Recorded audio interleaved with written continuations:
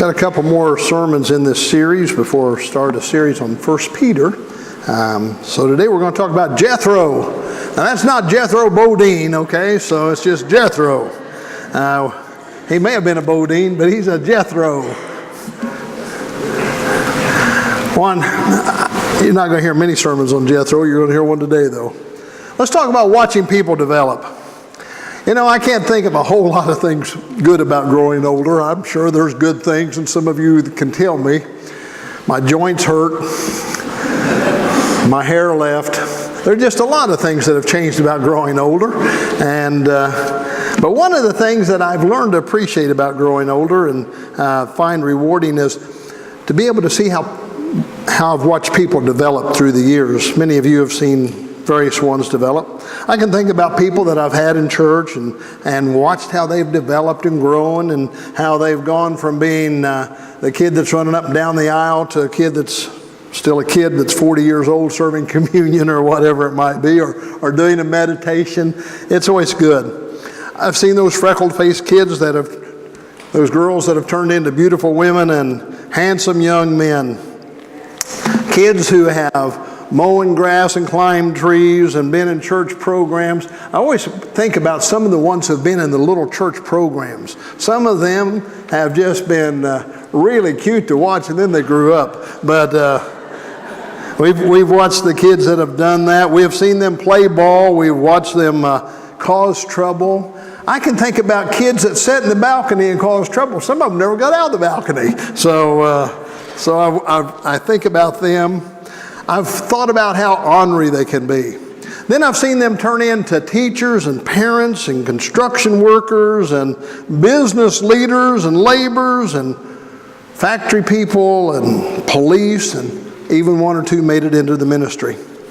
So growing older, you get to watch some of these developments take place. Now, I can't help but think that most of us realize that there was someone watching us at one time as we were that ornery kid running up down. How many of you grew up in church? Just raise your hand. How many of you grew up in church? All right. I can only imagine you all running up down the church aisles and doing those ornery things. Anyone ever do anything ornery in the church building? Robbie. You still do ornery things. Yeah. So you kind of get the idea. We all have had those moments, and I can think about an ornery thing or two I did as a preacher. I can remember baptizing one guy who just filled my boots full of water. And I had the waders on, and you know how I kept thinking, this is a baptism, I've got to do it right, so I just dropped him. So I figure you fill my boots, you can go all the way to the bottom. So, and he bounced back to the top, so he's still with us. So we've seen all of these things unfold. Well, today we're going to talk about a very similar type of thing. All of you can think about someone that you've watched develop. I want you to look back and identify someone who really helped you along in life. They were a mentor. They were kind of teaching you and guiding you. And today we're going to look at that, and it's going to be about Jethro and Moses.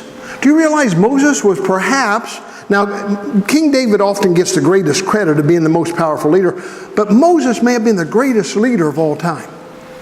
He's got 400,000+ marching across the desert. He's held this together. He didn't have to hold it together for 40 days. He held it together for 40 years. He's a powerful leader, but he had a mentor. And that was Jethro. Now, I want all of you to go back just a minute. Let's think about in your own life. I want you to think about someone that mentored you, someone that helped you along the way. I can think about two men that had special place in my life as they helped me develop. One in the ministry. I've told you about Don Hargrave. Don Hargrave was my favorite professor. He gave me more practical advice and more practical information about located ministry than any class I ever had. And Don was one until he died. He would call and check on me and make sure that I was doing things the way he thought I should do them.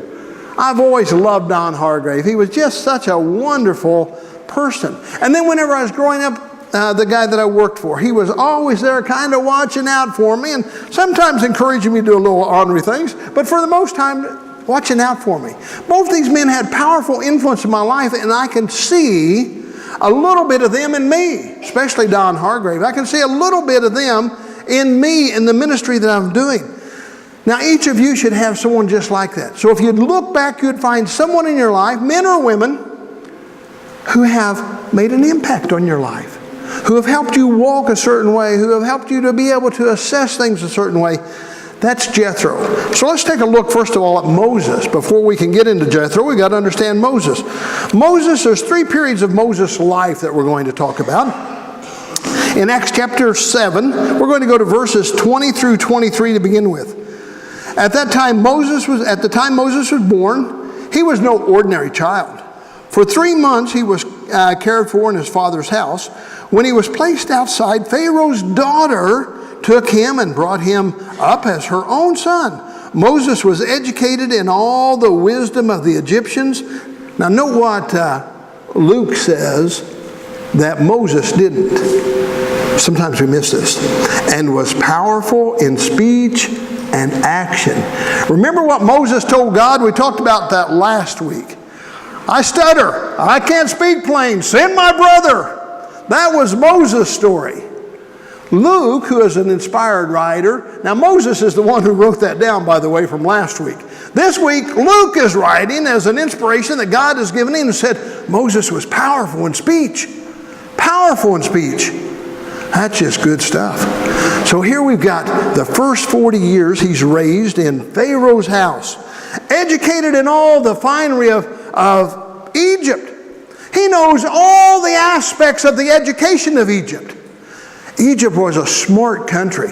Oh, the influence that they had upon future culture was unbelievable. The building of the pyramids, that's still a magnificent structure that we haven't totally figured out.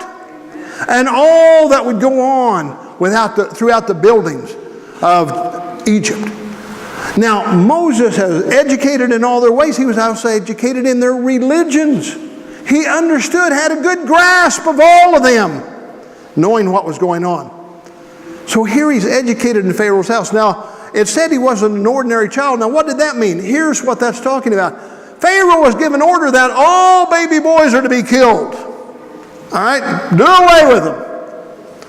But he was no ordinary child. His mother has hidden him away. And now they've got him in a basket, and his sister's watching him from the bank of the river.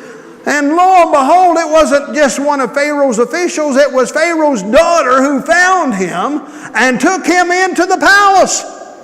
Now we've got this Hebrew baby in the White House of Egypt.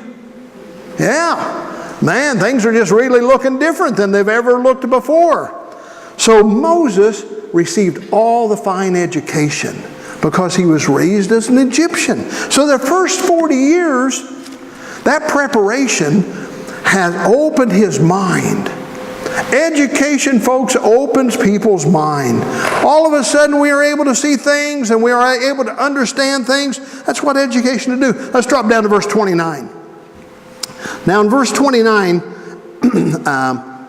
Moses has seen them mistreating a Hebrew, and he stepped up and interceded. Verse 29, when Moses heard this, that's when the Egyptians said, oh, I remember what happened yesterday. I know you killed that guy. When Moses heard this, he fled to Midian, where he settled as a foreigner, and he had 2 sons there. After 40 years had passed, an angel appeared to Moses in the flames of a burning bush in the desert near Mount Sinai. All right, now here's another 40 years. So the second 40 years, he's in Midian. He's a shepherd. Now this is very important because the one thing he didn't learn in Egypt is about being a shepherd. The one thing that Moses had no education on was about being a shepherd. Genesis chapter 46 verse 34, it says the shepherds are detestable to the Egyptians. They are detestable to the Egyptians. They didn't want anything to do with him. So now he is going to spend 40 years in the desert, in Midian. Those 40 years there is another education. And there's this family that he's run into by the name of Jethro. Now Jethro was a priest. He was another religious leader. So Moses is once again learning. But his learning has now expanded into the desert, where he's learning about being a shepherd. A shepherd is a nomad type. He's going to be moving from pasture to pasture to pasture. Now, there may be a couple logical reasons to think about this. One, we can say Moses got tired of the city life. I doubt if that was it. He lived in finery. He was in a fine place in Egypt. He wasn't down in Goshen. He was living in the palace. So he's in good shape.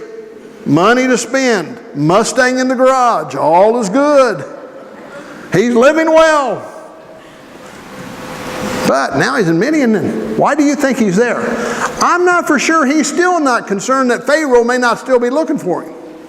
Because here's this Hebrew that's been living in my palace who broke all of my rules and all of my laws, and let's say there's a bounty out for him. That's just Mike's opinion. Anyone ever find that guy Moses? Bring him back here. Yeah, wanted dead or alive. Maybe it's one of those type of things. So he's moving from field to field to field, and Jethro and his family, they're teaching him about being a shepherd. Now the next 40 years, he's going to be in the wilderness. Now that wilderness is where he's been shepherd. And he's wandering around in the wilderness, leading and teaching the Israelite people. Leading and teaching them. Now, Jethro was a mentor to Moses as a shepherd. Exodus 2, in chapter 2, verses 15 through 21. So, here, he is a mentor to Moses stays at Jethro's family. Moses, you can read the scripture there, 15 through 21 in Exodus. Moses has taken a wife. You know the story, the watering and all that would take place, and he'd come to the girl's rescue, and he takes a wife. Now, in doing so, we find that Jethro is going to step up and teach him the family business. He's going to end up going across this desert. He's going to end up being a part of it. So now Moses has gone from a palace to a pasture, tending Jethro's flocks. Exodus 3:1 in your outline. Tending Jethro's flock. Now stop and think about what Jethro has just done. Pharaoh was a mentor to him. He was teaching him how to lead Egypt. No doubt about that. We saw it with 1956 version on TV. You know, there's a great big screen. We saw what was taking place. There was the mentoring. Now, Jethro has been mentoring. Do you have someone who's helped you learn your work skills? Of course you do. Someone who helped you learn to understand the skills that you're doing? We were talking earlier, the big eclipse is coming tomorrow. How many have got your glasses? I'd like a pair of them, please. We didn't get any. So the big eclipse is tomorrow, and I guess they're camped out already, ready to see this thing and all that's going to go on with it and all that's going to happen. And the world has gone nuts. I'm just pretty convinced of it one way or the other. So anyway, there's going to be a big event take place. How many of you remember the one back in 72? So anyone look at it? All right, good idea. Back then they had us build those cardboard boxes. If you were in school, you build a cardboard box. Wasn't that about the dumbest thing you ever thought of? Because now there's a hole and it's shining down here. I didn't see the eclipse, I saw a shadow. It's a strange thing. Yeah, so it's a different time now. If you don't have the glasses, build a box, I guess. But someone helped you learn skills along your way. They started helping you learn the shortcuts and to understand all that is going to take place. They've helped you learn to pay attention. Each one of you can think about now someone back in your past that has helped you learn what you're doing. We were talking about welding today. I have trouble seeing, Bill, you're a welder, weren't you? You a welder? Yeah. A welder? I thought so. I can't see through those dark glasses. You know, when you put that hood on, the world gets dark to me. And whenever I had welding in high school, I could run a bead, and then I couldn't see for a week because I couldn't see through that glass. I'd cheat. You know, and my instructor kept saying, this isn't smart. Don't flip that glass up. I'll pass you anyway. Yeah. Sometimes you have instructors who's going to help you. All of you can think about instructors that you've had. Someone who has helped you learn those skills. Well, Moses is smart. Jethro is going to help him learn skills.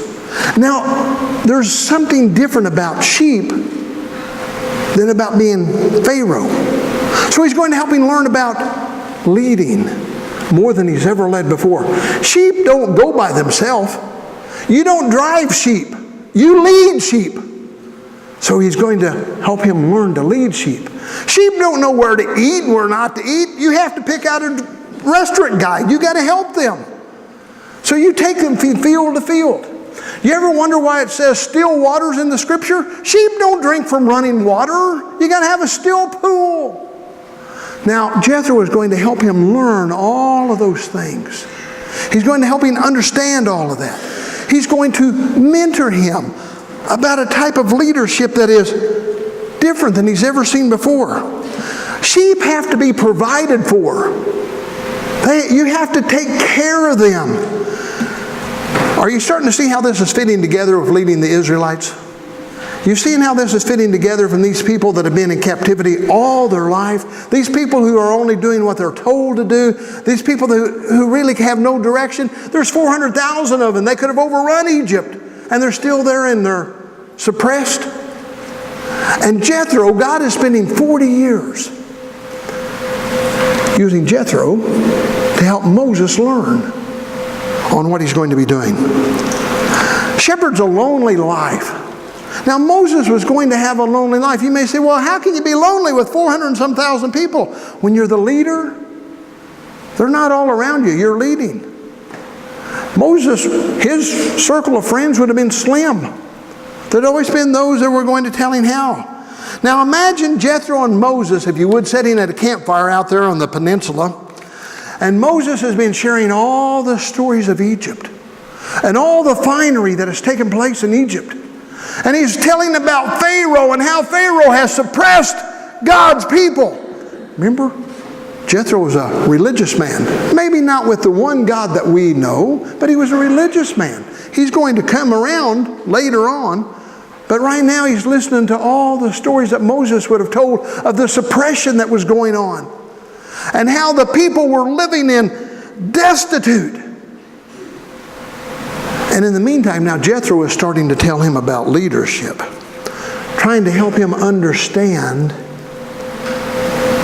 Maybe this is training. Maybe Jethro has greater vision for Moses than Moses does. And they're sitting there, they're exchanging ideas.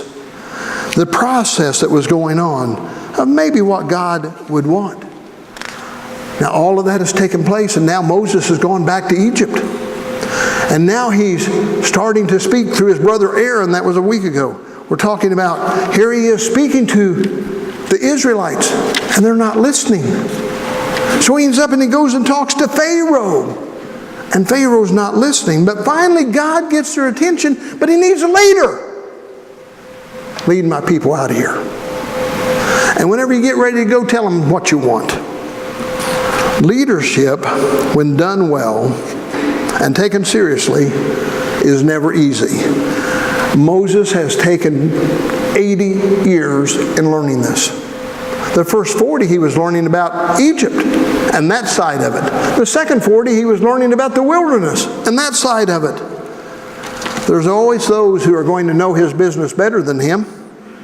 There's going to be those who don't like the choices that he's going to make. There's going to be those that want it done their way and not his way. There's going to be those that are going to demand a special attention. Now, does that sound any different than sheep? There are those sheep that will just wander off and be difficult. They don't all wander off. Remember, it says he left the 99 and went for the one. Why did he have to go for that one? Because goof-off walked off. All right? And because he's off in a mess now. And the shepherd has to go after him. All of this starts fitting together with what Moses is going to have to do with the people of Israel. as he leads them across a desert. It's not going to be easy. It would be very demanding. And Moses is experiencing all of this. Now, Moses is seeing all of it unfold right before his very eyes. Over in Exodus, you're going to see that it is all starting to take place. And Moses is setting in judgment over Israel because these sheep are disputing amongst each other. They're arguing and fussing. They've been led out of captivity and they're still arguing and fussing. And Moses takes his position every day and listens to their complaints, and he rules on them. Now Jethro comes to visit. So let's talk about Jethro, the mentor to Moses, as a leader. As a leader. So Jethro's visit is timely. Maybe God has sent Jethro once again into Moses' life. I personally believe that Jethro was at the right place at the right time for the second 40 years that God sent Moses. That's a long ways across the peninsula, Sinai Peninsula, to Midian, and that's where he ended up. So Jethro visits is timely. God has sent him. Now the old shepherd knows Moses well. And before he ever starts his mentoring process, he's going to do two things, and that's what we're going to talk about. Exodus chapter 18. Let's go to verse 13 and 14. Now, you've heard the story, how Moses is setting judgment over them. The next day, Moses took his seat to serve as judge for the people. And they stood around him from morning until evening. When his father-in-law saw all that Moses was doing for the people, he said, "What is this you are doing for the people? Why do you alone sit in judgment, while all these people stand around you from morning till evening?" The very first thing that Jethro, the mentor, the instructor, is going to do is observation. Observation. Folks, one of the things that we have to understand, those who have helped us along our way, those that I asked you to think about earlier, the two men that I mentioned to you, one of the things that they both did was to observe me. Observation. To observe what I was doing and how I was doing it. To observe the skills that I have and the skills that I need to polish. Jethro was a good mentor. And he's observing Moses, the greatest leader in the Old Testament. He's observing him. But see, Moses isn't the greatest leader yet. He will be, because there's an old priest, shepherd, who's going to help him. So as a Christian, I'm going to ask you now, the very first thing I want you to do as a Christian is I want you to become an observer. An observer. As Christians, we have a responsibility to one another, to observe each other. Now, the very first thing you do is observe. That doesn't mean you're going to run up and say, "I don't like the way you're doing that." I want you to be an observer. I want you to see what's going on with people around you, with young people that are coming our way, young people that have been in our programs that we talked about earlier. I want you to observe them and see where their skills are, and see where a word of encouragement might be. Tom and I talked about this the other day. All kids aren't coached the same way. You know, one of the things that I remember about coaching, about coaches that I've had, I never did, if a coach yelled at me, I'm done. I shut down. I could be yelled at home. I don't have to come here to be yelled at. There's one of those type of things. I shut down. But if a coach put his arm around me and said, "Son, you know, I think you got some talent and I think we can find it," I'm listening. I can remember one coach, I've told you this story. He was my very first basketball coach. Mart Haycock was his name. And I remember him. Now, you got to remember, 7th grade, I'm 6'2" almost. I was a coach's dream. I walked in. I could trip over the free throw line, but I was big. And so I walk in. And he said, "You know, if I could just open up your head and pour in ability, we'd have a team." Well, he couldn't open up my head, and I had no ability, so we didn't have much of a team. But, yeah, it's a good memory, though, now. See, not everyone is going to be the same, so you observe. observe. Sometimes that observation is going to say, this kid is really strong, or this family is really strong here, but they're a little weak here. So you've made that observation. So once we've observed, what's going to take place?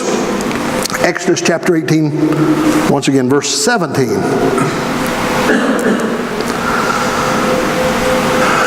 The Israelites did as they were told, so wrong place. Chapter 18, verse 17. I'm on the wrong chapter. Verse 17. Moses' father-in-law replied, "Why are you doing, what you're doing is not good. You and these people who come to you only wear yourselves out. The work is too heavy for you. You cannot handle it alone." The second thing that Jethro did was an evaluation. The very first thing was an observation. The second thing is an evaluation. He is going to evaluate the situation. So he's making an evaluation, saying, Moses, what you're doing, son, this isn't good. What you're doing is not working. So your observation has determined what's good and what's bad, and your evaluation is building upon that. So you consider carefully the person and your relationship with them now before you proceed. And that's what Jethro did. Jethro, it said, is his father-in-law. His father-in-law. He's been his friend. They've sat around campfires together. He's been his teacher. Now, each of you think about someone like that. My dad died whenever I was 24. And Deb and I had been married 5 years at that point. So, but her dad become like a dad to me. Like a dad to me. Her dad and I, we hit it off really good. We enjoyed each other. We had fun together. We laughed together. He was my friend. Not just my father-in-law, but he was my friend. That's what Jethro has with Moses. Now, as a mentor, I can remember tidbits of advice that Glenn would give me. I want you to think about how Jethro has given Moses advice after advice, sitting out there on that peninsula. He's become a trusted advisor. A trusted advisor. So now observation and evaluation has taken place. Exodus chapter 18, verse 19. 18, verse 19. Listen now to me, and I will give you some sound advice. And may God be with you. We'll just use that first part. The next thing of mentoring is instruction. We've made an observation. We've done an evaluation. And if you have the right relationship, like Jethro and Moses, now you can instruct them. So there comes a time that each of you have been blessed with skills and abilities, things that you have learned in life, and it's time that you use them to help someone else. But you're going to have that special relationship with them before you can do that. You can't just do it because you sit in the same pew. But is it someone that you have built some relationship with in church or in life? Maybe someone that is really going to need your guidance and your help. A time whenever you're able to take an opportunity to develop that. And whenever you do that, there's a couple things that we see from Jethro. The very first thing was he had it all thought out. It was well thought out. He said, here's a suggestion. Put this in order and make it work.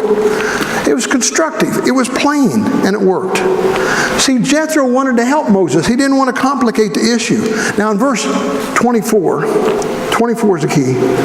Moses listened to his father-in-law and did everything he said. He listened to his father-in-law. Moses was teachable. Where I'm wanting you to go today as a Christian is I want you to use what God has given you. I suspect that you have observed, whether it's at church or whether it's somewhere else, someone that you might be able to help. And you've made a little evaluation and you think, I hate to see them make some of the same errors that I've made. I hate to see them fall in some of the same pits that I've fallen in. Opportunity, folks. Opportunity. Some people think it's their job in life to be an expert and instruct everybody and everything coming down the way. That's not what it is. We can all think of people that we know that are like that. We can all think of those that are going to just tell us how it should be done and they're the expert. But for someone who is really caring, someone who really is concerned about you, someone who's really concerned about your Christian development, a word of encouragement, a little instruction, that's a good opportunity for you. I can think of Don Hargrave, the old preacher, had observed me, and I would come back and tell them about some of my preaching experience in my first church. And I can remember the old professor taking me and saying, "You and I will have lunch today." He's a professor. I figure I had to. So I went with him. And it wasn't anything about school. It was about, now Mike, as a minister and as a preacher. Wait, what's the difference? Well, folks, there's a world of difference.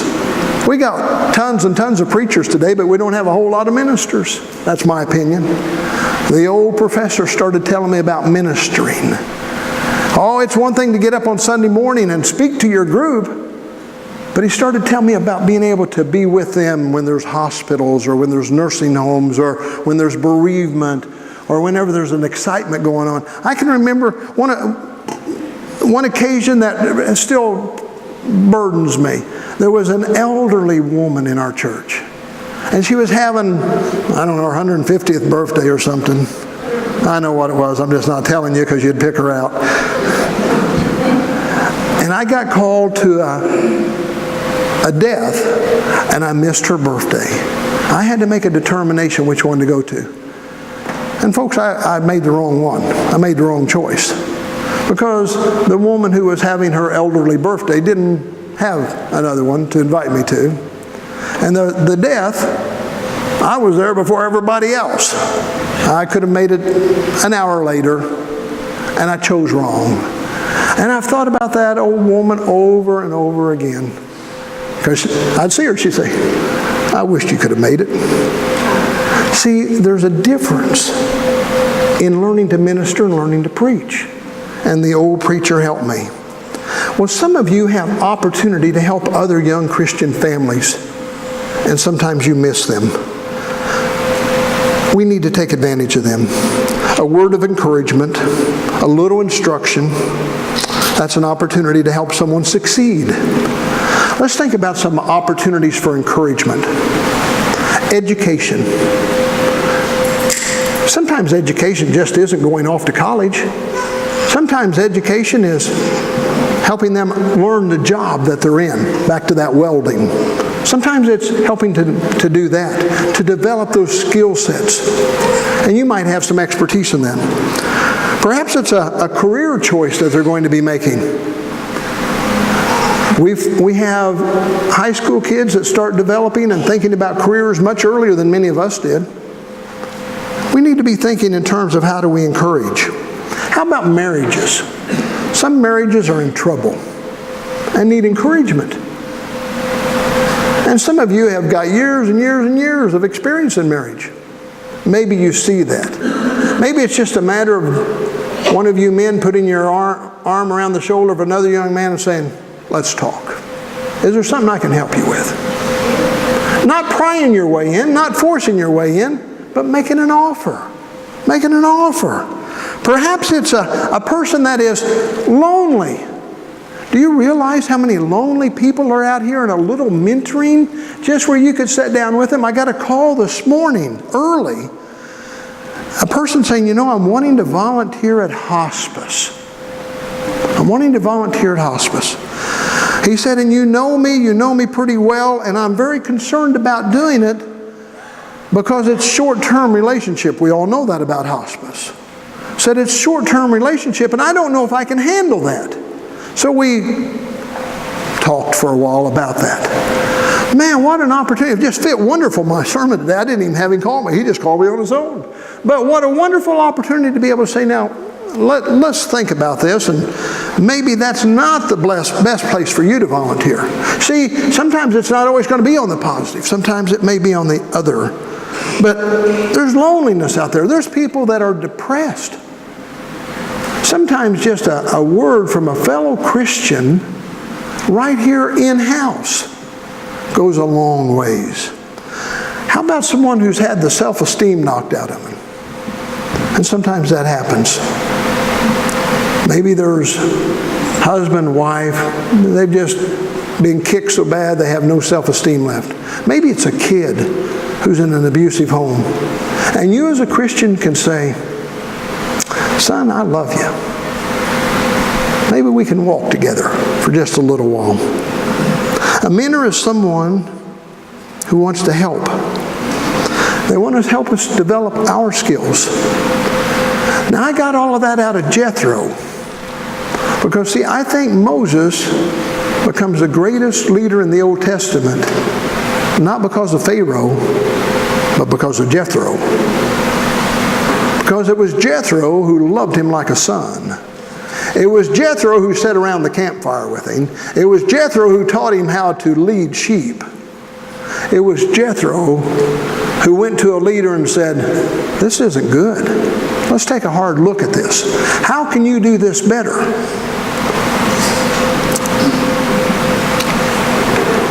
Now, to be a mentor, it has to be someone whose life counts. Do you know what Jethro did before he instructed Moses? If you don't, you'll find that in chapter 18. He did something very special. He gave up his other gods and made sacrifice to the true and the living God before he started leading Moses. The leader of the greatest leader. We don't know much about Jethro, do we? We know a lot about Moses. Sometimes we don't know about the ones who have trained them, taught them, loved them, cared for them, instructed them. If I was to ask you about some of the great preachers, well, who was the great mentor to Billy Graham? You wouldn't know. But we know he did good. We know he did good. So it really comes down to you, folks. I don't want you to force your way into someone's life. I want you to be willing when they need you. Because as a Christian, God has given you skills to use to lift somebody up. Will you all please stand as we have our invitation?